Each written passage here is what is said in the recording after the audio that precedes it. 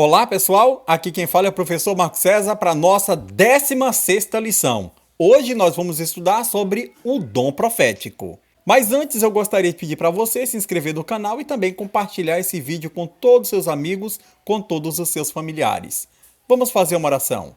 Querido Deus, nós te pedimos que o Senhor envie o teu Espírito Santo para compreendermos esse assunto do dom profético. Por favor, Senhor, ilumine a nossa mente e o nosso coração para não termos nenhuma dúvida quanto a esse assunto. Fique conosco, é o que nós te pedimos em nome e por amor de Jesus. Amém.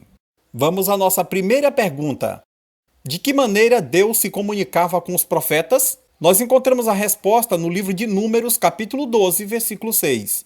Então o Senhor disse: ouçam agora as minhas palavras, se entre vocês há um profeta, eu, o Senhor, em visão me faço conhecer a ele ou falo com ele em sonhos. Então Deus se comunicava com os profetas de duas formas, ou através de visão ou através de sonhos. Vamos voltar à nossa questão? De que maneira Deus se comunicava com os profetas? Através de visões ou sonhos. Pergunta de número 2. Por que Cristo concedeu à sua igreja vários dons, incluindo o de profetas? Nós encontramos a resposta em Efésios capítulo 4, versículos 11 a 14. Vamos ao texto. Efésios capítulo 4, versículos 11 e 12. E ele mesmo concedeu uns para apóstolos, outros para profetas, outros para evangelistas e outros para pastores e mestres, com vista ao aperfeiçoamento dos santos para o desempenho de seu serviço para a edificação do corpo de Cristo. Versículos 13 e 14. Até que todos cheguemos à unidade da fé e do pleno conhecimento do Filho de Deus, ao estado de pessoa madura, à medida da estatura da plenitude de Cristo, para que não mais sejamos como crianças, arrebatados pelas ondas e levados de um lado para o outro por qualquer vento de doutrina, pela artimanha das pessoas, pela astúcia com que induzem ao erro. Observe que Cristo dá vários dons para a sua igreja, incluindo o de profetas, justamente para que a igreja pudesse se fundamentar na verdade e não fosse como criança levada de um lado para o outro, ou seja, não fosse levada de um lado para o outro com qualquer vento de doutrina. Então, esse é o objetivo principal que Deus colocou o dom profético dentro da sua igreja. Então, saiba, o dom de profecia é fundamental para a igreja não ser enganada. Mas tenha cuidado, muitas pessoas estão surgindo no nosso mundo dizendo que são profetas. Eu profetizo na tua vida isso, eu profetizo na tua vida aquilo. Isso não é profecia. Tome cuidado, porque nos últimos dias, Satanás também usará muitas pessoas como se fossem profetas para ensinar erros às pessoas. E saiba de uma coisa, se a Bíblia nos adverte contra os falsos profetas, é claro que existe o verdadeiro dom profético. E o verdadeiro dom profético foi dado por Deus para que sua igreja não fosse enganada por qualquer vento de doutrina. Vamos voltar à nossa pergunta. Por que Cristo concedeu à sua igreja vários dons, incluindo o de profetas? Para que ela não fosse levada por qualquer vento de doutrina. Pergunta de número 3. O dom profético também era disponibilizado às mulheres? Ou seja, será que as mulheres também podem ser profetisas? A resposta nós encontramos em Joel capítulo 2, versículo 28. E acontecerá depois disso que derramarei o meu espírito sobre toda a humanidade. Os filhos e as filhas de vocês profetizarão, os seus velhos sonharão e os seus jovens terão visões. O profeta Joel está nos dizendo que Deus nos últimos dias concederia o dom profético tanto para os filhos como para as filhas. Ou seja, o dom profético também foi concedido tanto aos homens como às mulheres. Vamos voltar à questão? O dom profético também era disponibilizado às mulheres? Sim. Exemplos de profetisas na Bíblia. Temos como exemplo Miriam, irmã de Moisés, Débora, Hulda, Ana e também as 4 filhas de Filipe, o evangelista. Pergunta de número 4. Como saber se um profeta é verdadeiro? Nós vamos ler Mateus 7,16, Deuteronômio 18, versículo 22 e, por último, Isaías capítulo 8, versículo 20. Vamos aos textos. Mateus capítulo 7, versículo 16. Pelos seus frutos vocês os conhecerão. Por acaso se colhem uvas de espinhos ou figos de ervas daninhas? Veja as palavras de Jesus. Jesus está dizendo para nós que um verdadeiro profeta é conhecido pelas suas obras. Ele precisa produzir bons frutos. Se ele não produzir bons frutos, é lógico que esse profeta não pode ser verdadeiro. O verdadeiro profeta tem que produzir bons frutos. Deuteronômio 18, 22. Saibam que quando esse profeta falar em nome do Senhor e a palavra dele não se cumprir, nem acontecer o que ele profetizou, esta é uma palavra que o Senhor não falou. Tal profeta falou isso com presunção. Não tenha medo dele. Observe aqui as palavras de Moisés. Moisés está nos dizendo que se um profeta fizer alguma profecia, esta profecia precisa se cumprir.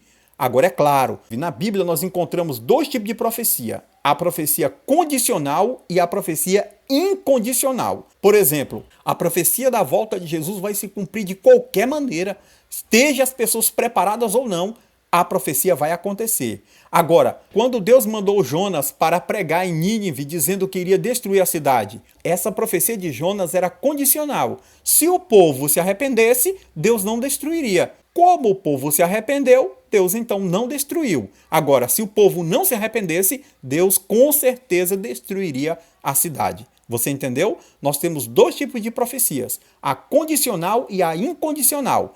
A condicional, ela vai depender da resposta que o povo vai dar para aquela profecia. Agora, a incondicional, se o profeta profetizar, ela vai ter que se cumprir. Se ela não se cumprir, é a prova de que esse profeta não é enviado por Deus, é um falso profeta. Isaías capítulo 8, versículo 20. À lei e ao testemunho, se eles não falarem segundo esta palavra, jamais verão a luz do alvorecer. Observe, se esse profeta quebra os mandamentos de Deus, ele não pode ser um verdadeiro profeta. Se ele não falar segundo o testemunho, ou seja, segundo tudo que está escrito na palavra de Deus, ele não pode ser um profeta verdadeiro. Então, o verdadeiro profeta precisa concordar com a palavra de Deus. Você entendeu? Ele precisa ter bons frutos, as suas profecias têm que se cumprir e ainda ele tem que concordar com a palavra de Deus. Vamos voltar à nossa questão? Como saber se um profeta é verdadeiro? Produz bons frutos, suas predições se cumprem, concorda com a Bíblia. Pergunta de número 5. Por que o dragão foi fazer guerra contra os servos de Deus? Nós encontramos a resposta em Apocalipse capítulo 12, versículo 17. O dragão ficou irado com a mulher e foi travar guerra com o restante da descendência dela, ou seja, os que guardam os mandamentos de Deus e têm o testemunho de Jesus. Observe, o dragão está irado contra a mulher. Quem é essa mulher? A igreja verdadeira de Deus. Ele está irado contra os descendentes da mulher. Por quê? Porque eles guardam os mandamentos de Deus e têm o testemunho de Jesus. Essas duas características aqui da igreja de Deus irritam Satanás e Satanás está irado contra essa mulher, ou seja, contra a igreja verdadeira de Deus. Por quê? Porque eles guardam os mandamentos de Deus e ainda têm o testemunho de Jesus. Vamos voltar à nossa questão? Por que o dragão foi fazer guerra contra os servos de Deus? Porque eles guardam os mandamentos de Deus e têm o testemunho de Jesus. Pergunta de número 6. O que é o testemunho de Jesus? Você acabou de ver na questão anterior por que Satanás está tão irado contra o povo de Deus. Por quê? Porque eles guardam os mandamentos de Deus e têm o testemunho de Jesus. Mas o que é esse testemunho de Jesus? Nós encontramos a resposta em Apocalipse capítulo 19, versículo 10. Prostrei-me diante dos seus pés para adorá-lo. Veja, João viu o anjo, a majestade do anjo, e se curvou para adorar o anjo. Podemos adorar o anjo? Claro que não. Podemos adorar Maria? Claro que não. Podemos adorar São Pedro? Claro que não.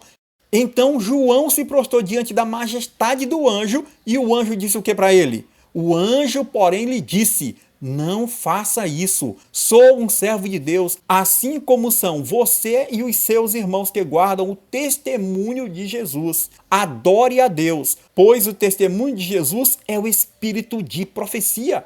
O anjo está dizendo para João: João, você não pode me adorar. Eu sou uma criatura, eu não sou Deus. Você sabe que nós não podemos adorar nada que não seja Deus.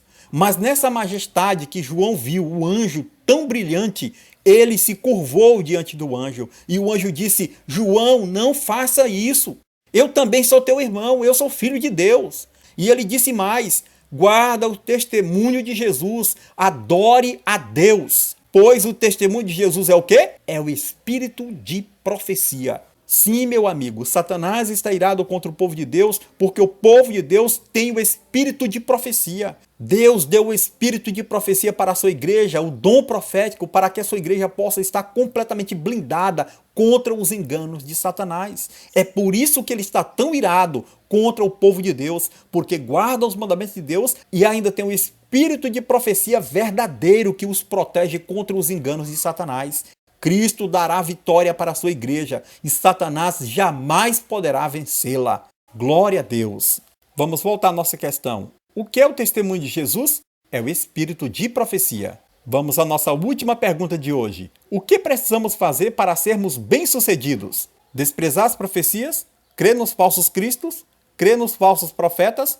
Ou crer nos profetas do Senhor? Nós encontramos a resposta em 2 Crônicas, capítulo 20, versículo 20. Na manhã seguinte, levantaram cedo e foram para o deserto de Tecoa. Ao saírem, Josafá se pôs em pé e disse: escutem, povo de Judá e moradores de Jerusalém. Creiam no Senhor seu Deus e vocês estarão seguros. Creiam nos profetas do Senhor e vocês serão bem-sucedidos. Então o rei Josafá está dizendo: creiam nos profetas do Senhor. E eu digo mais: creiam nos profetas do Senhor e cuidado para você não confundir com os falsos profetas que estão por aí surgindo. Nós precisamos estar muito atentos para não confundirmos o verdadeiro dom profético que Deus enviou para a sua igreja com qualquer tipo de profecia que possa aparecer por aí.